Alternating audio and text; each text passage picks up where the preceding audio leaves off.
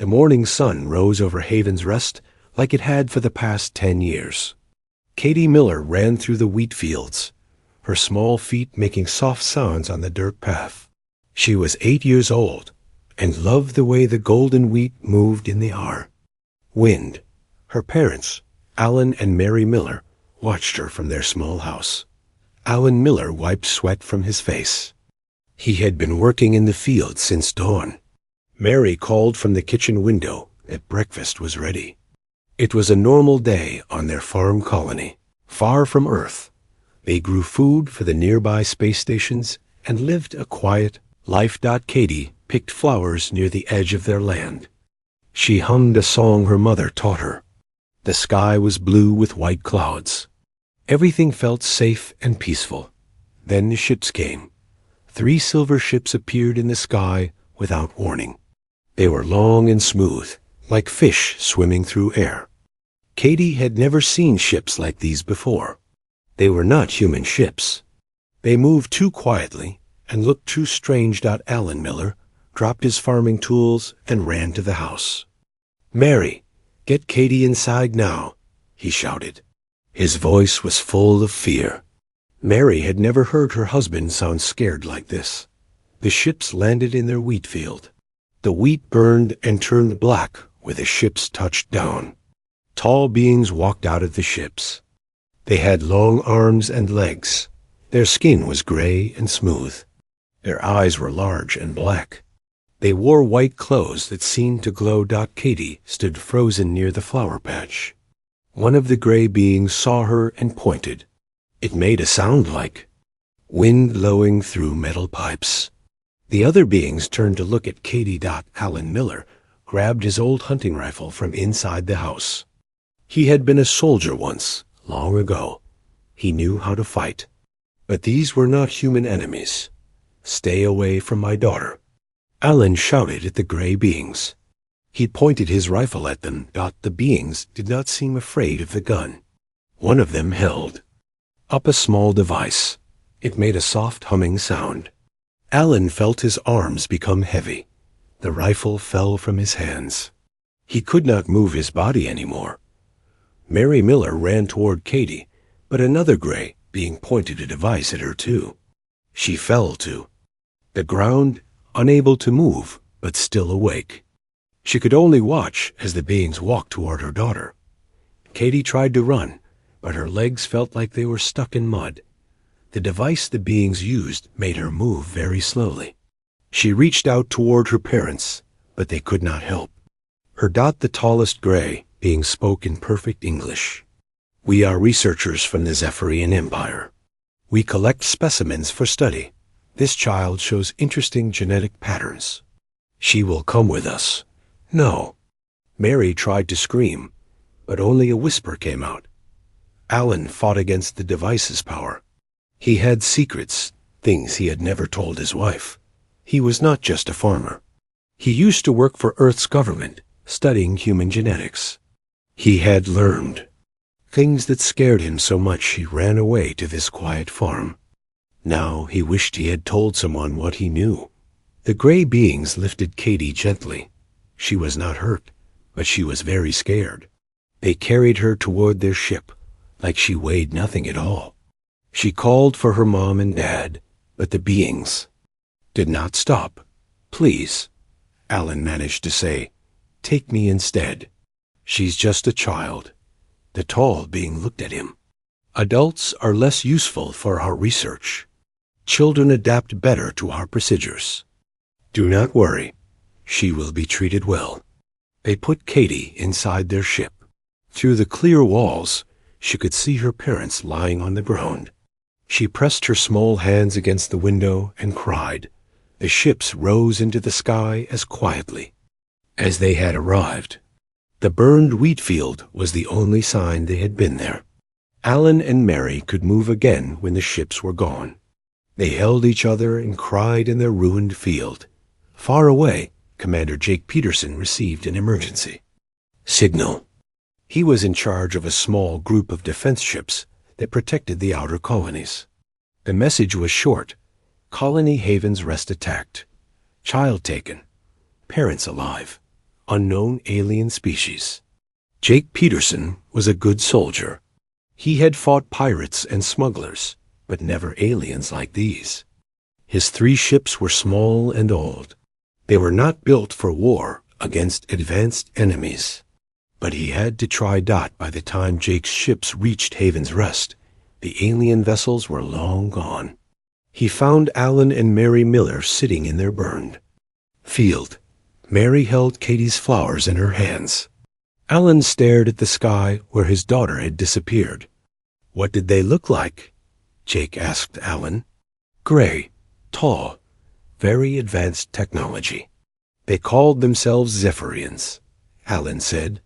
His voice was empty and tired. Jake sent a message to Earth, but Earth was very far away. The government would read his report, add it to their files, and do nothing. Earth had only a few thousand ships.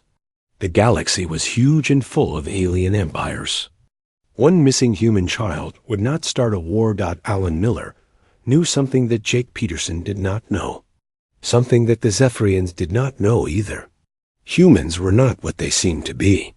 Deep in human genetics were secrets that could change everything.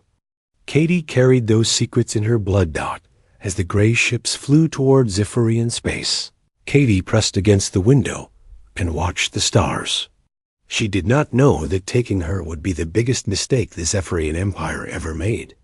On Earth, computers in government buildings began to process Jake Peterson's report. The report moved through many offices and many people. But something else was happening too.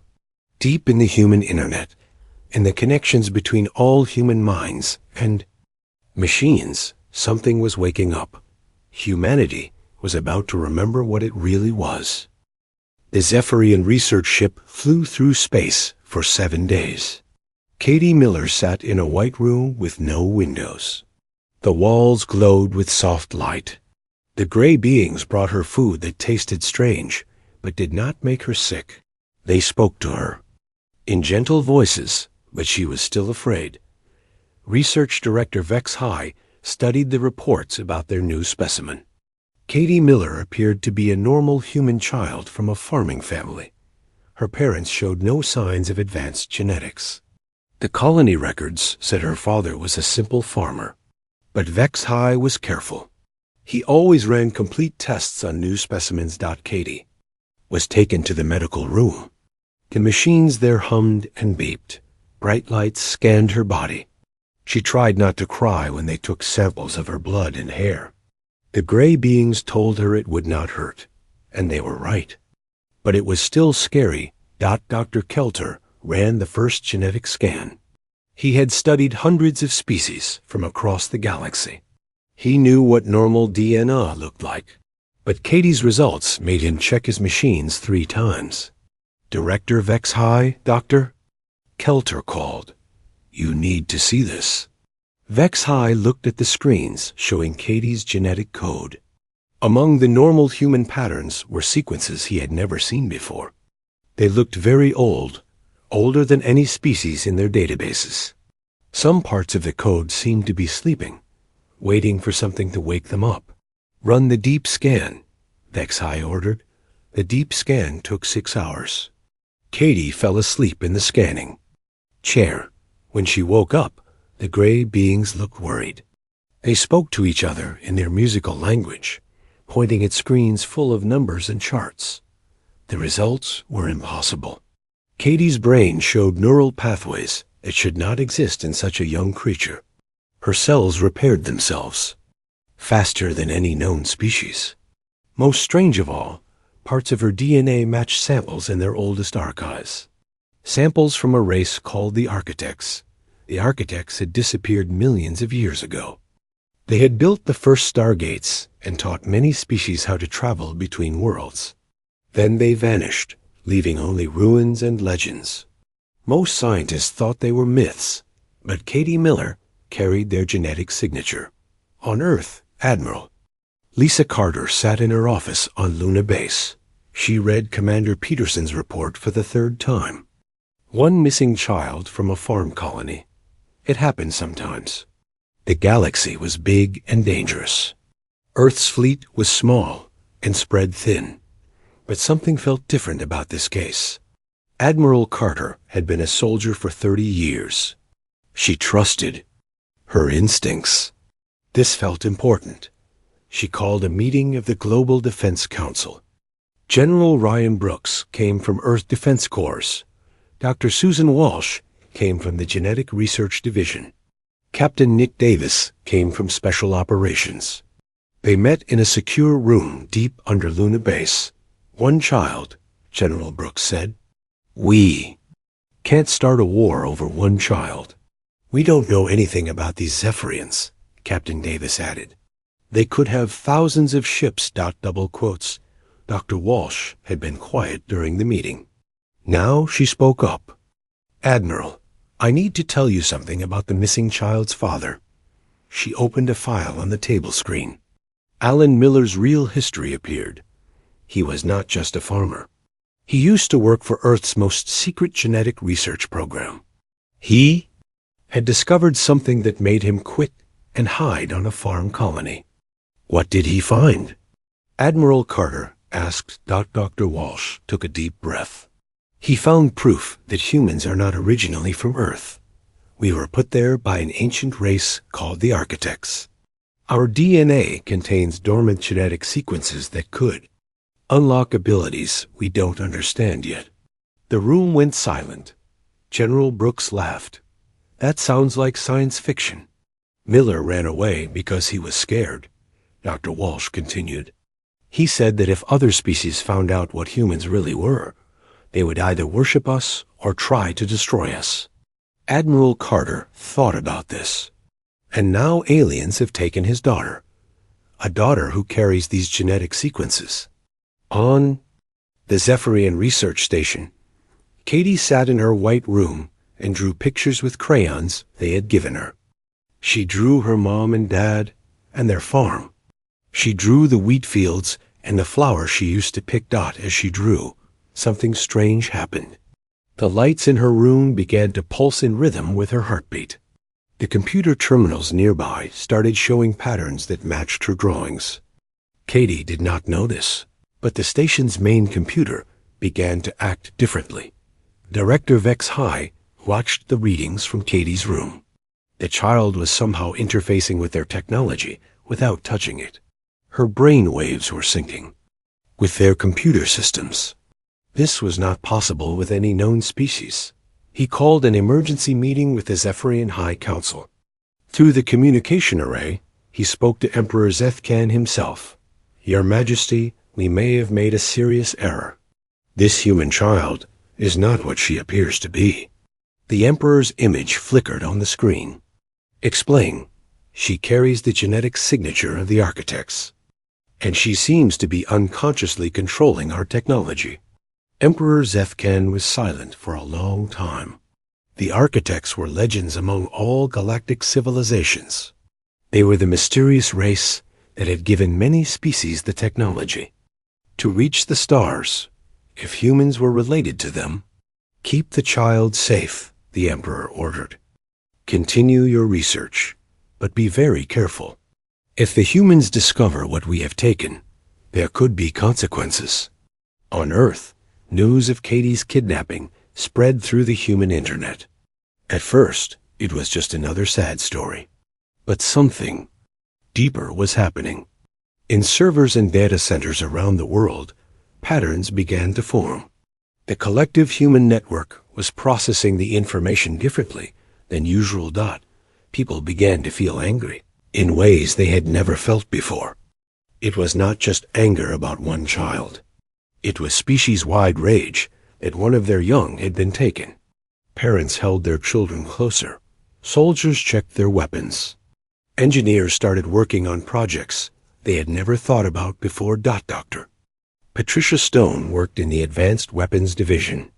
She had been trying to build new types of weapons for years, but the math never worked out. The energy requirements were too high. The materials did not exist. But now, as she worked on her calculations, new ideas came to her mind, formulas that seemed to write themselves. She found herself designing weapons that should have been impossible. gravity manipulators, reality, distortion fields, dimensional lances that could cut through anything. She was not the only one. All over Earth, human scientists and engineers were suddenly solving problems they had worked on for decades. It was as if something in their minds had been unlocked. Admiral Carter watched the reports coming in from research facilities around the world. Breakthrough after breakthrough, new technologies appearing overnight, ship designs that seemed to come from nowhere. She made a decision that would change everything. "Activate Protocol Omega," she ordered. General Brooks looked shocked. "Admiral, that's theoretical. We've never actually—" "We're going to build a fleet," Admiral Carter said. "The biggest fleet humanity has ever seen. And we're going to bring that little girl home." In her white room on the Zephyrian Research Station, Katie finished her drawing and fell asleep. Around her, the station's computers hummed with new patterns. Deep in space, automated systems on distant worlds received signals they did not understand. The awakening had begun. Admiral Lisa Carter stood in the command center of Luna Base and watched the biggest mobilization in human history begin. Protocol Omega had been a theory, a plan written by generals who hoped it would never be needed. Now it was real. Every shipyard in the solar system received the same message: build ships. Build them fast. Build them strong. Captain Tony Martinez commanded the orbital shipyards above Mars. He had built cargo ships and mining vessels his whole career. Now he was told to turn them into weapons of war. His workers looked at the new blueprints with confusion and wonder.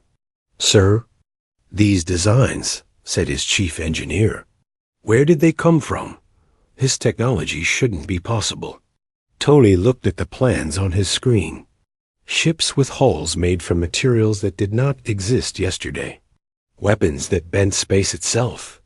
Drive systems that could push vessels faster than anything humans had ever built. "I don't know where they came from," Tony said, "but we're going to build them anyway." In the asteroid belt, mining stations became weapons factories. Engineer Maria Rodriguez watched as her rock-crushing equipment was rebuilt into armor plating. Robots that used to dig for metals now assembled weapon systems. The asteroids themselves were carved into ship hulls. Maria had been a mining engineer for 15 years. She knew how long it took to build a spaceship. The normal time was 2 years for a small vessel. But now her teams were finishing ships in 2 weeks. It was impossible, but it was happening. "How are we doing this?" her assistant asked. "I don't know," Maria said, "but I can't stop. Every time I look at these blueprints, I understand them better. It's like the knowledge is already in my head, waiting for me to find it." On Earth, Dr. Patricia Stone worked in her laboratory 18 hours a day. The Advanced Weapons Division had become the most important place on the planet. Every day she invented new weapons that should have taken years to develop. The Dimensional Lance was her proudest creation. It could cut through any known material by bending space around it. The gravity mine could crush enemy ships into tiny balls of metal. The quantum disruptor could shut down any electronic system from 1,000,000 miles away. "Dr. Stone," her assistant said, "these weapons you're designing, they're using principles we discovered yesterday. How do you know they'll work?" Patricia looked up from her work. Her eyes were tired, but bright with excitement. "I don't know how I know. The formulas just come to me. It's like solving a puzzle where all the pieces fit perfectly." Similar scenes happened all over Earth, in laboratories and factories, on space, stations and moon bases. Humans were building technology that surpassed anything they had ever imagined. And they were building it fast. Colonel Steve Hayes ran the Cyber Warfare Division from a bunker in Nevada. His job was to protect human computer networks from attack. But something strange was happening to those networks. The human internet was changing. It was becoming more than just connected computers. It was becoming something alive. When Steve sent a message from Earth to Mars, the network seemed to know what he wanted to say before he typed it. "Colonel," his programmer said, "the network is predicting our commands. It's like it can read our minds." Steve watched the data flowing through fiber optic cables and satellite links. Patterns formed that looked almost like thoughts. The collective processing power of every human computer was working together on something huge. "It's planning," Steve said quietly. "The network is planning our war." On Luna Base, Admiral Carter met with her staff every morning to review the progress. The numbers were incredible. In 30 days, Earth's fleet had grown from 2,000 ships to 50,000. But that was just the beginning. General Ryan Brooks showed her the latest reports. "Admiral, we're building faster than we can train crews. We have ships ready to launch, but no one to fly them." "The ships are flying themselves," Captain Nick Davis said. "The new AI systems are so advanced, they only need a small human crew to give orders." Admiral Carter looked at the holographic display showing their growing fleet. The ships were beautiful and terrible. They gleamed with unknown metals and pulsed with energy that made space bend around them. Each one was more powerful than Earth's entire old fleet. "How many do we need?" she asked. Dr. Susan Walsh had been studying the genetic awakening happening in humans around the world. "The architect heritage is activating in our people. We're remembering technology that was hidden in our DNA for millions of years. At this rate, we could build 1,000,000 ships." Admiral Carter made her decision. "We build until we have enough to make sure this never happens again. No alien species will ever take a human child without facing the consequences." On the Zephyrian research station, Katie Miller played with toys the gray beings had given her. They were kind to her, but she missed her parents. She drew pictures of home and told stories to herself about brave heroes who would come to save her. Director Vex High watched her through the observation cameras. The child seemed normal, but the station's computers were acting strangely. They processed information faster than before. They solved problems without being programmed to do so. It was as if Katie's presence was making their technology evolve. Dr. Kelter brought him disturbing news. "Director, we've detected massive energy signatures in human space. They're building something big." "How big?" Vex High asked. "Our long-range sensors show thousands of ships, maybe tens of thousands, and they're all using technology we don't recognize." Vex High felt a chill of fear. The Zephyrian Empire was powerful, but they had never seen this kind of mobilization. Most species built their fleets over centuries. Humans were doing it in months. He sent another message to Emperor Zethkan. "Your Majesty, the humans are preparing for war. Their fleet is growing at an impossible rate." The Emperor's reply was immediate. "How many ships do they have?" "At least 50,000, and they're building more every day." There was a long silence. Then the Emperor spoke again. "Prepare our defenses. If the humans are truly the children of the architects, they may be more dangerous than we imagined." Back on Earth, the mobilization continued. Factories that made cars now made starship engines. Farms grew food for spaceship crews. Schools taught children how to operate weapons systems. The entire human civilization was transforming itself into a war machine, but it was not just about revenge. Something deeper was happening. The genetic memories locked in human DNA were awakening. Humans were remembering that they were not originally from Earth. They were the descendants of the architects, the ancient race that had shaped the galaxy. In her laboratory, Dr. Patricia Stone made her greatest discovery. She found the blueprints for something called a reality anchor. It was a device that could change the laws of physics in a small area of space. With enough of them, a fleet could become unstoppable. "This is impossible," her assistant said, looking at the plans. "No," Patricia said, "this is who we really are." Admiral Carter received reports from all over human space. The fleet was ready. 500,000 ships waited in formation around Earth, Mars, and the outer planets. Each ship carried weapons that could destroy entire worlds. Each crew was connected to the quantum network that linked all human minds. She opened a communication channel to every ship in the fleet. Her voice reached 500,000 captains and crews. Today, we go to bring home one of our children. But we also go to show the galaxy who we really are. We are human. We are the children of the architects. And we protect our own. The greatest. Fleet in galactic history began to move toward Zephyrian space. On the research station, Katie Miller looked up at the ceiling of her white room and smiled. She did not know why, but she felt like help was coming. The war for one human child was about to begin. The Zephyrian Border Patrol ship Dark Wing was making its usual rounds when something impossible appeared on their sensors. Captain Mordith had been patrolling this sector for 20 years. He knew every asteroid, every gas cloud, every piece of space debris.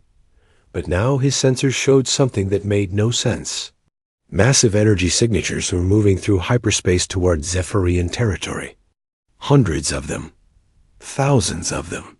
The readings were so large that his computer kept asking him to run diagnostics. "Navigator, check the sensors again," Captain Mordeth ordered. "Sir, I've checked them 5 times. The readings are correct. Something big is coming." Captain Mordeth sent an emergency message to Zephyrian High Command. "Unknown fleet approaching Sector 7. Energy signatures beyond our database. Request immediate backup." The reply came back quickly. "Maintain position. Fleet Command is sending reinforcements." But before the reinforcements could arrive, space itself seemed to tear open. The human dreadnought fleet emerged from hyperspace like a wall of metal, energy that stretched across the star system. Captain Mordith stared at his screens in shock. 500,000 ships had just appeared in front of him. Each one was larger than his entire patrol squadron. Their hulls gleamed with metals he had never seen before. Energy patterns danced around them like living light. The flagship, the center of the formation, was the biggest ship he had ever seen. It was 10 miles long and covered in weapon systems that hurt to look at.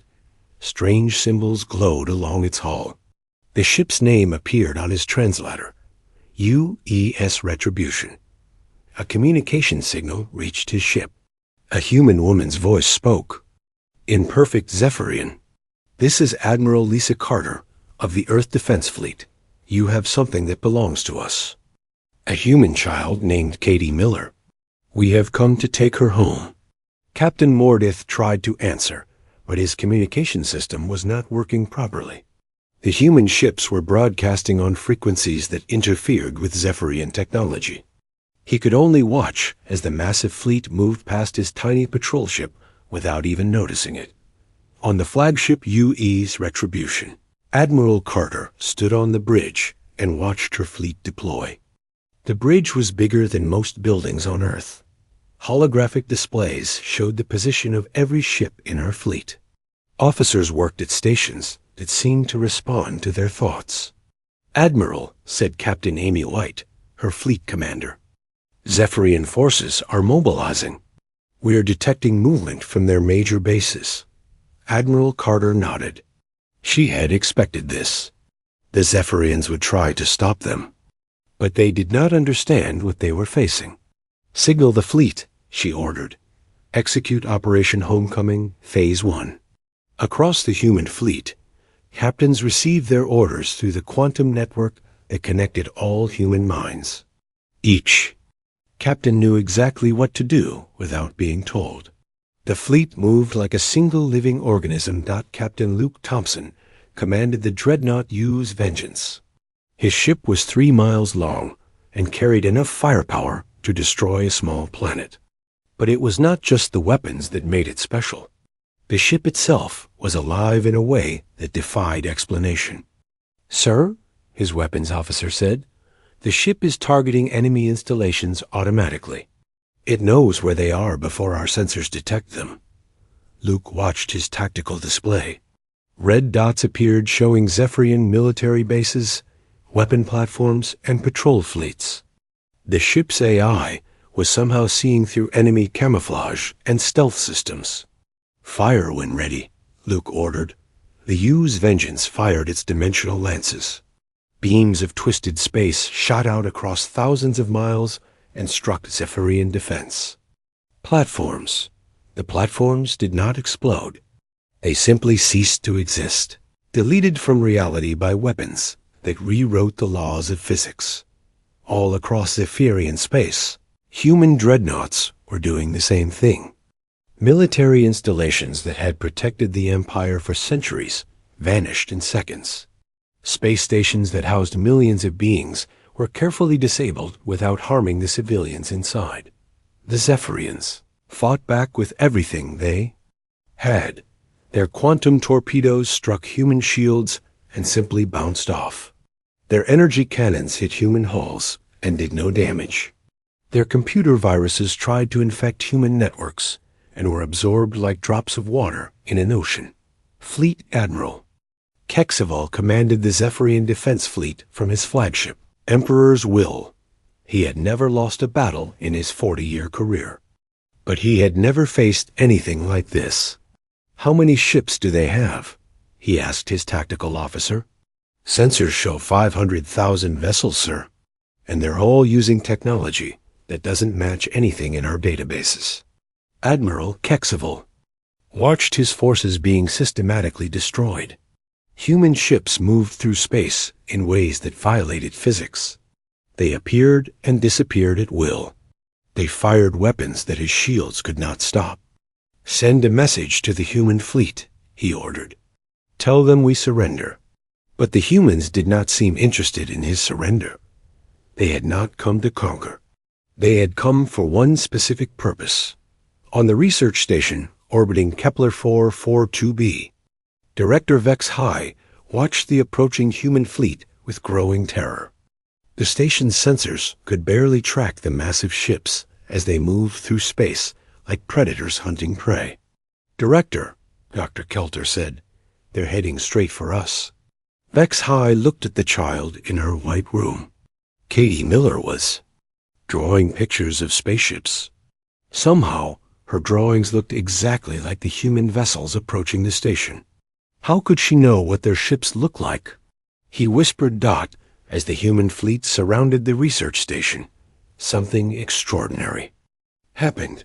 Katie stopped drawing and looked up at the ceiling. Her eyes began to glow with a soft blue light. Throughout the station, computer systems started responding to her presence. The station's main computer began broadcasting a signal on frequencies it had never used before. The signal reached the human fleet and was answered immediately. Data flowed between the station and the human ships at impossible speeds. "She's talking to them," Dr. Kelter said in amazement. "The child is communicating with their fleet through our computer systems." The UES Retribution moved closer to the station. Admiral Carter could feel Katie's presence through the quantum network that connected all human minds. The child was scared but unharmed. She was also doing something that no human had ever done before. "Admiral," her communication officer said, "we're receiving data directly from the station's computers. The child is somehow interfacing with their systems and ours at the same time." Through the connection, Admiral Carter could see through Katie's eyes. She saw the white room, the kind gray beings who had taken care of her, and the fear in their alien faces as the human fleet surrounded them. "Open a channel to the station," Admiral Carter ordered. Her voice reached Director Vex High through every speaker on the station. "This is Admiral Carter. We have come for the child. Release her to us, and no harm will come to your people." Vex High looked at his screens, showing the massive human fleet. He had studied military tactics his entire life. He knew when a battle was lost before it began. "Prepare the child for transport," he told his staff. "The humans have won." But Katie was no longer just a child. The presence of the human fleet had awakened something in her genetics. The dormant architect heritage in her DNA was coming alive. She stood up in her white room and walked to the wall. When she touched it, the wall became transparent. She could see space and the beautiful human ships floating around the station. Each ship glowed with energy that matched the light in her eyes. "I want to go home," she said softly. Her words traveled through the station's computers and reached every human ship in the fleet. 500,000 captains and crews heard her voice and felt her longing to return to her parents. The response was immediate. Every weapon in the human fleet targeted the station, not to destroy it, but to protect the child inside. If any Zephyrian tried to harm Katie, they would face the combined firepower of the greatest fleet ever assembled. Admiral Carter prepared to board the station personally. The war was almost over. Soon, Katie Miller would be going home. But the galaxy would never be the same again. The age of human dominance was about to begin. The siege of Kepler 442b began at exactly 1430 Galactic Standard Time. Admiral Lisa Carter watched from the bridge of the UE's Retribution as her fleet moved into position around the planet. 500,000 ships formed a perfect sphere around the world where Katie Miller was being held. The Zephyrian planetary defense grid was impressive. Energy shields covered the major cities. Orbital weapon platforms hung in space like metal moons. The planet's surface bristled with missile launchers and beam cannons. It should have been enough to stop any invasion force that had lasted exactly 4 hours and 17 minutes. The human attack was unlike anything the Zephyrians had ever seen. The Dreadnoughts did not fire explosive weapons or energy beams. Instead, they used technology that changed the basic rules of how things worked. Captain Luke Thompson watched from the UE's Vengeance as reality anchors deployed around the planet. These devices made space itself obey different laws. Gravity became optional. Time moved at different speeds in different areas. The Zephyrian weapons stopped working because physics no longer operated the way they expected. "Target the defense platforms," Admiral Carter ordered. The dimensional lenses fired again. But this time, they did not destroy the platforms. They moved them. The massive structures simply appeared in empty space millions of miles away, completely undamaged, but no longer protecting the planet. On the planet's surface, Zephyrian soldiers watched their defensive systems shut down one by one. Their computers stopped responding. Their vehicles would not start. Their communication networks went silent. The humans were not breaking their technology. They were convincing it to stop working. General Hokhtar commanded the planetary defense forces from his bunker deep underground. He had never seen anything like this in 40 years of military service. "Sir," his communication officer said, "the humans are sending us a message." Admiral Carter's voice filled the bunker. "General, your defenses have been neutralized. We are coming to retrieve our child. Do not resist, and no one will be harmed." General Hokhtar looked at his tactical displays. Every defense system on the planet showed red. His orbital fleet was gone, moved to distant space by weapons that treated physics like a suggestion. His ground forces were helpless without their technology. "Stand down," he ordered his troops. "Let them come." The human landing force was small but terrifying. Admiral Carter herself led a team of only 50 soldiers to the research station. They traveled in shuttles that moved through the planet's atmosphere like ghosts, invisible to all sensors. Captain Nick Davis walked beside the Admiral as they entered the research station. The Zephyrian staff stood in the corridors with their hands raised. They were not surrendering out of fear. They were surrendering out of awe The human soldiers moved like they knew exactly where they were going. Their armor seemed to shift and flow like liquid metal. Their weapons hummed with energy that made the air itself feel heavy. But most disturbing of all, they seemed to know things they should not know. "The child is in Section 7, Level 3, Captain Davis said, though. No one had told them that. "How do you know?" Admiral Carter asked. "I can feel her," he replied. "We all can." And it was true. Every human in the landing force could sense Katie's presence like a warm light in their minds. The quantum network that connected all human consciousness had grown stronger since the fleet arrived. They were becoming something more than individual. People, Director Vexhai waited for them in the corridor outside Katie's room. He had studied many species in his career, but humans were different. They moved with purpose that seemed to come from outside themselves. They acted like they were all parts of a single mind. "Admiral Carter," he said, bowing his head, "the child is unharmed. We have treated her well." Admiral Carter looked at the Zephyrian scientist. She could see that he was telling the truth. Despite taking Katie from her family, he had cared for her. "Thank you for keeping her safe," Admiral Carter said. "Now step aside." The door to Katie's room opened with a soft hiss. Inside, Katie Miller sat on her bed holding a drawing of spaceships. When she saw Admiral Carter, her face lit up with joy. "Are you here to take me home?" Katie asked. "Yes, sweetheart," Admiral Carter said, kneeling down to Katie's level. "We're here to take you home." But when Admiral Carter touched Katie's hand, something extraordinary happened.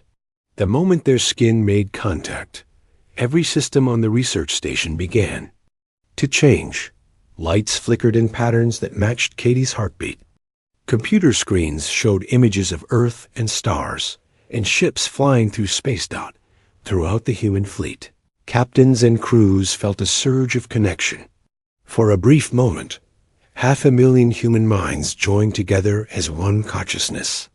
They could see through each other's eyes, think each other's thoughts, and feel each other's emotions. The sensation lasted only a few seconds, but it changed everything. The humans in the fleet were no longer just people working together. They had become part of something larger. The quantum network that connected them had evolved into something that resembled the ancient architect consciousness networks. Katie looked up at Admiral Carter with eyes that glowed with soft blue light. "I made the computers work better," she said proudly. "They like me now." Dr. Kelter watched from the doorway in amazement. The child had just interfaced with every system on the station simultaneously. She had done what the most advanced Zephyrian computers could not do. She had made their technology think. As Admiral Carter carried Katie toward the shuttle, Director Vexhai followed them. "Admiral, please wait. You must understand what you have here. This child is not just human. She carries the genetic heritage of the architects. She could change the entire galaxy." Admiral Carter stopped and looked back at him. "She's not a weapon or a tool. She's a little girl who wants to go home to her parents. But the power she possesses will be used to protect human children," Admiral Carter said firmly. "Never again will one of our young be taken from their families." The shuttle ride back to the U.S. Retribution was quiet. Katie sat next to Admiral Carter and looked out the window at the massive human fleet. Each ship glowed with energy that seemed to respond to her presence. "Are all those ships here for me?" Katie asked. "Yes," Admiral Carter said. "Every one of them." Katie thought about this for a moment. "That seems like a lot of ships for one little girl." Admiral Carter smiled. "You're not just any little girl. You're human. And humans protect their own." On the bridge of the U.S. Retribution, the senior staff watched as their fleet began to receive visitors. Zephyrian ships approached under flags of truce. They carried diplomats and officials who wanted to negotiate. The first ship to dock carried Emperor Zethkin himself. The ruler of the Zephyrian Empire had come to speak with Admiral Carter personally. He walked through the corridors of the human flagship with wonder and fear. The technology he saw was beyond anything in his empire. Walls that seemed to be made of light. Computer systems that responded to thoughts. Weapons that could rewrite reality itself. The humans had not just built a fleet. They had built magic.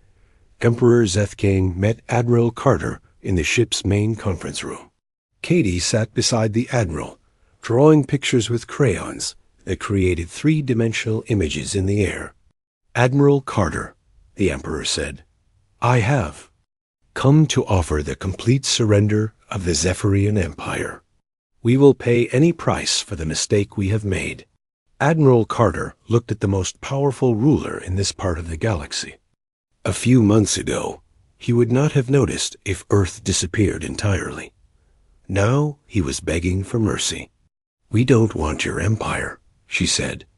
"We want something much simpler.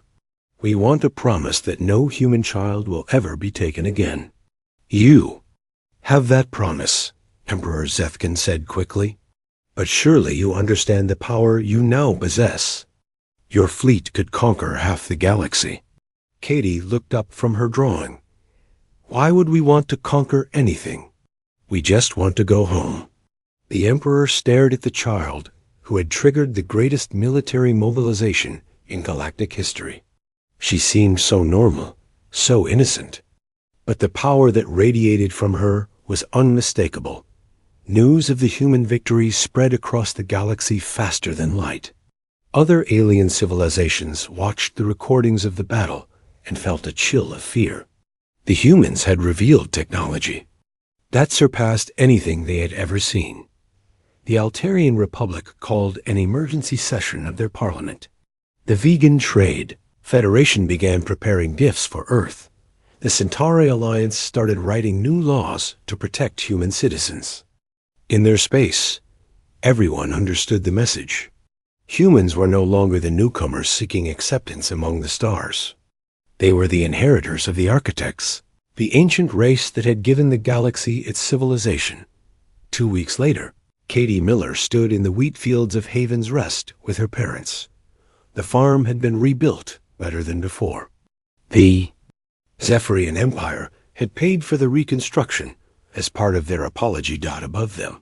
The sky was filled with human starships. Not the massive dreadnoughts of the war fleet, but smaller vessels that served as guardians. Every human colony now had protectors watching over them. Alan Miller hugged his daughter and marveled at how much she had changed. Katie looked the same as before, but there was wisdom in her eyes that had not been there when she was taken. She could make the farm's computer systems work better just by think.